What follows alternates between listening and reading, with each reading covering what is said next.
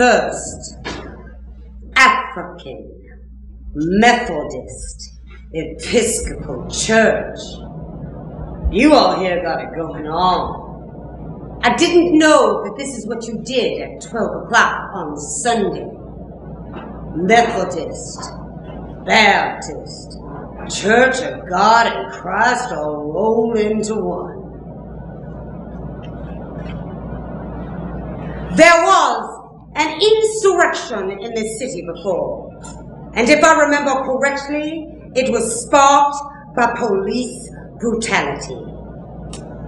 We had a Kerner Commission report. It talked about what was wrong with our society.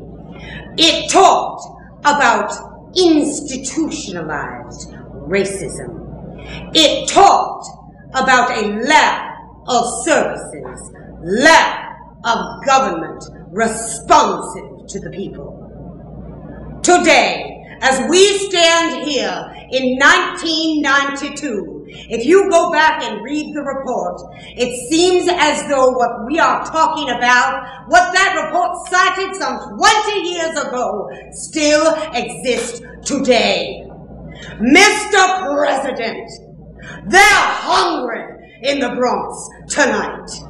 They're hungry in Atlanta tonight.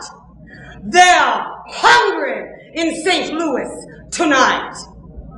Mr. President, our children's lives are at stake. We want to deal with the young men who have been dropped off of America's agenda.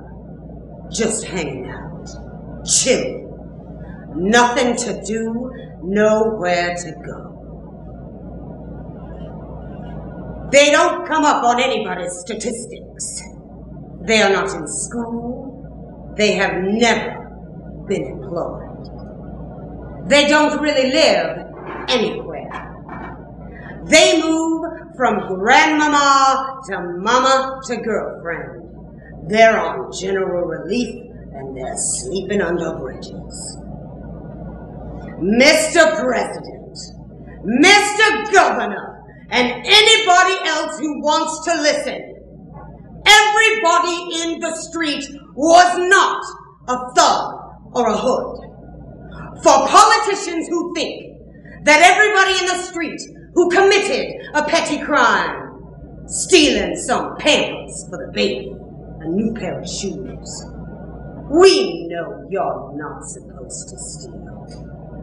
But the times are such, the environment is such, that good people reacted in strange ways. They are not all crooks and criminals.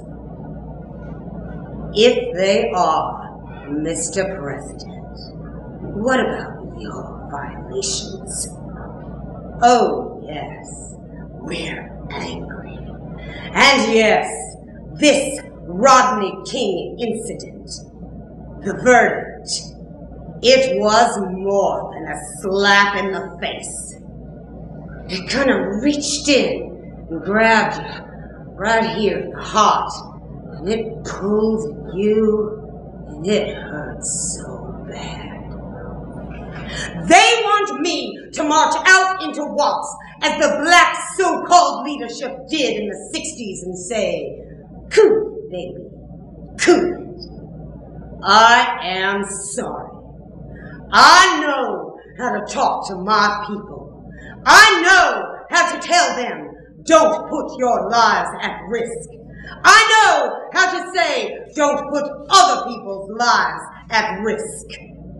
But, journalists, don't you dare dictate to me about what I am supposed to say. It is not nice to display anger. I am angry. It is all right to be angry.